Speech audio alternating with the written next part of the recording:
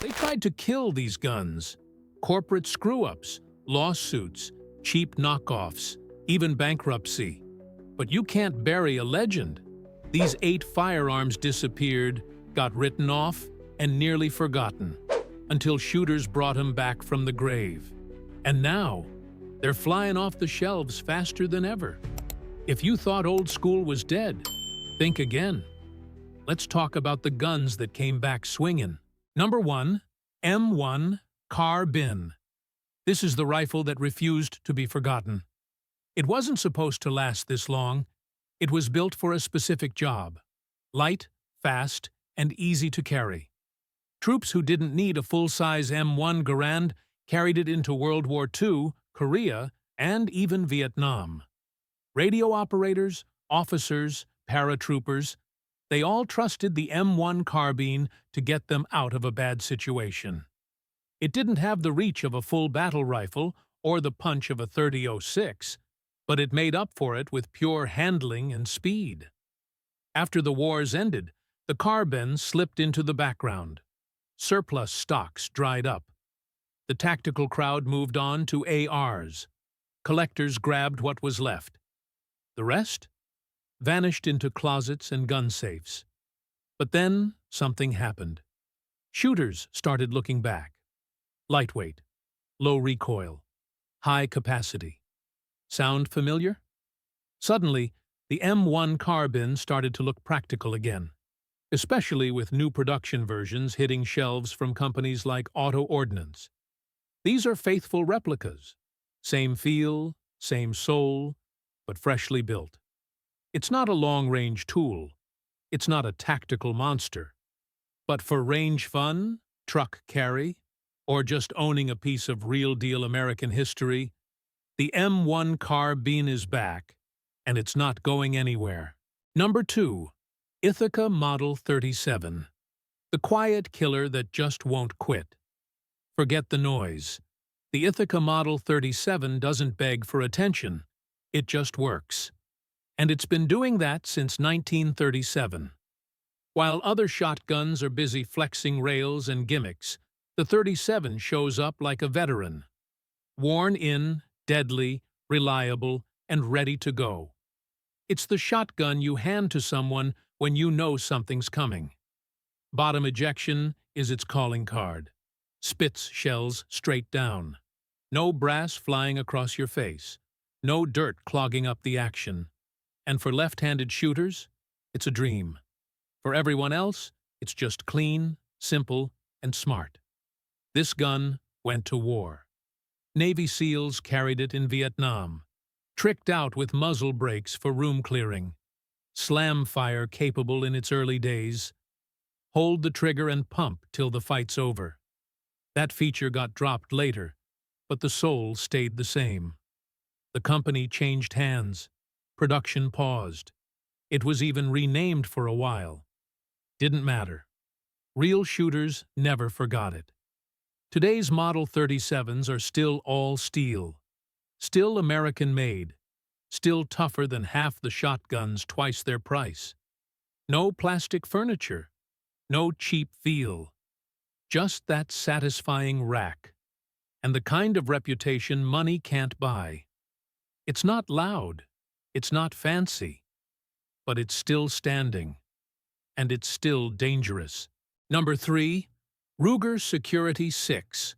Built like a brick, shoots like a champ. Before polymer took over the world, before striker-fired became the norm, there was the Security 6.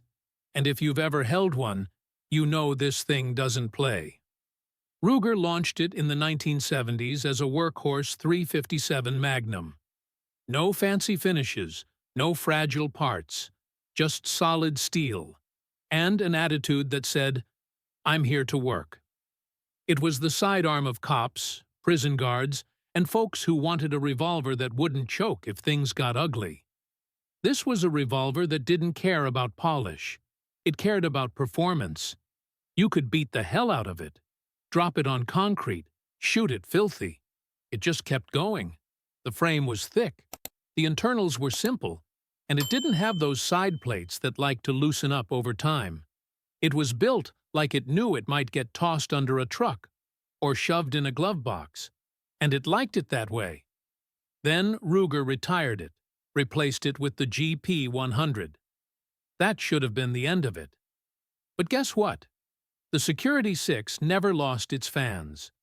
Today, shooters are hunting them down like collector gold.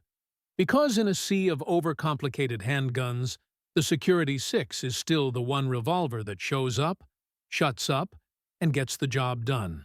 Number 4. Marlin, 1895.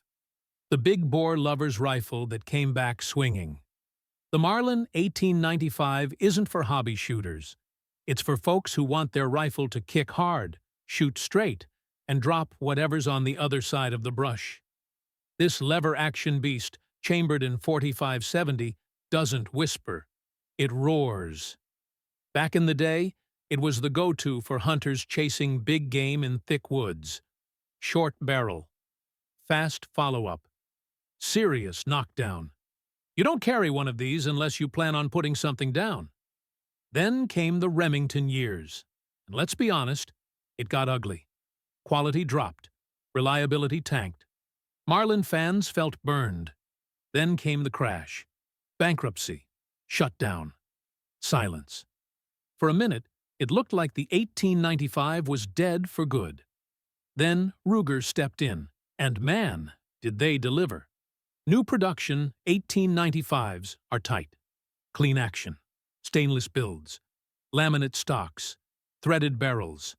The side ejection and solid tops still make mounting optics a breeze. It's got all the power of the old ones, but now it feels smoother, stronger, and sharper than ever. Hunters love it. Collectors are grabbing them fast. Gun shops can't keep them on the wall. The 1895 was gone. Now it's back. And it's not just surviving, it's dominating. Number 5. Smith & Wesson Model 19. The classic cop gun that refused to stay dead. This one's got swagger. The Model 19 isn't just a revolver. It's the revolver that lawmen trusted for decades. Chambered in .357 Magnum, this thing earned its stripes the hard way. On the streets, in holsters, in shootouts. It wasn't a range toy, it was a duty gun with a mean bite. Smith & Wesson teamed up with legendary shooter Bill Jordan to get it right, back in the 50s. The goal? Magnum power in a frame light enough to carry all day, but strong enough to hold its own when it counted. The result was a K-frame revolver that ran smoother than butter and hit like a hammer. It ruled for decades. But by 1999, S&W pulled the plug. Polymer pistols had taken over.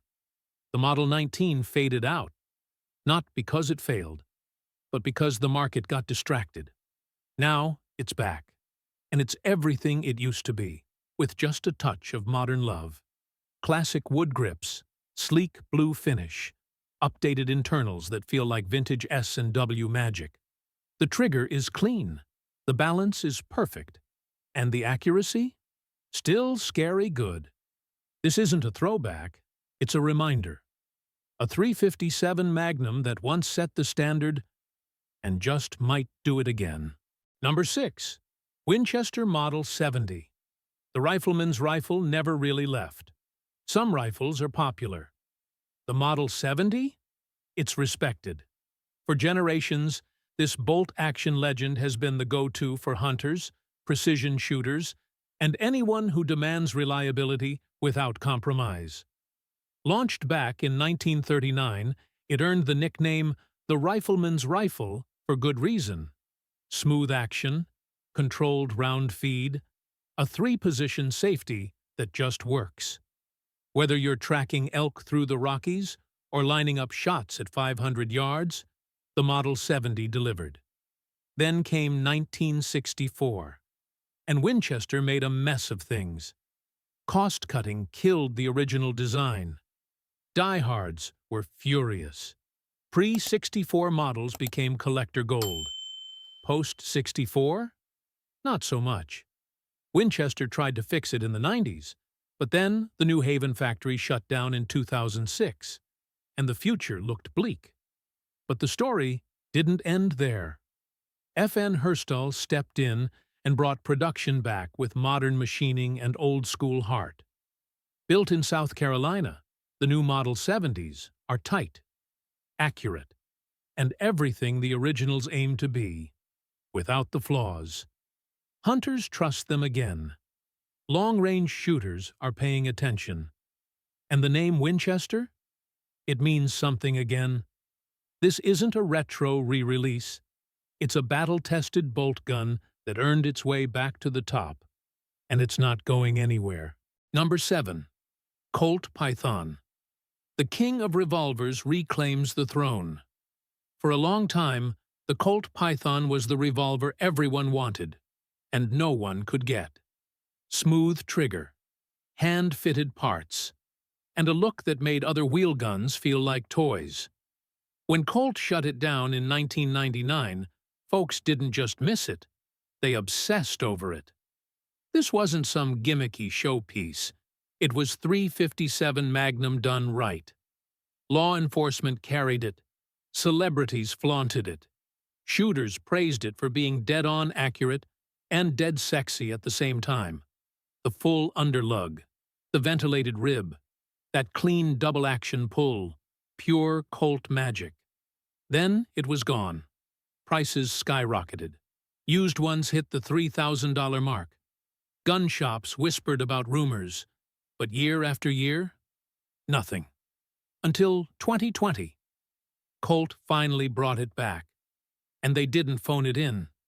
They re-engineered the internals, reinforced the frame, built it from tough stainless steel. The trigger's smoother than ever. The balance? Dead perfect. And yeah, it's still a head-turner. The new Python isn't a tribute. It's a return. And it's flying off shelves like it never left. People said revolvers were dead. The Python just laughed and came back sharper than ever. Number 8. Remington 870. The workhorse that came back from the brink. You don't sell over 11 million shotguns by accident. The Remington 870 didn't just succeed, it became the standard. Duck hunters used it. Cops trusted it. Soldiers ran it through mud, sand, and worse. It was the shotgun that did it all, and kept going. But then came the fall. Remington's quality started slipping. The express models felt rough. The finish got cheap. Gun owners started talking, and not in a good way. Then the big one hit. Bankruptcy. The 870 vanished from shelves, and for a minute, it looked like the legend was gone for good. But legends don't die that easy. Arms picked up the pieces and did what needed to be done. They brought the 870 back with respect. The Fieldmaster version fixed what was broken. Cleaner finishes, better machining, smoother action. It felt like the old 870 again, the one you could beat up for a decade and still trust with your life. Want to swap barrels? Easy. Want to go from hunting to home defense in minutes? Done. This shotgun was never about flash. It was about doing the job. Every time. No excuses. The 870 went silent for a while, but now it's back, and the shelves can barely keep up. These weren't just guns. They were stories. Some of them were nearly gone for good. But shooters didn't forget. And now, they're back. Stronger, smarter, and selling faster than ever. They wrote these firearms off, said they were outdated, overbuilt, or overpriced. Turns out, real shooters don't care about trends. They care about what works. Let us know which one of these legends you'd trust with your hunt, your range day, or your life. And if you're into no BS, gun content like this, go ahead and hit that sub button. You're watching Firearms Zone. We'll see you in the next one.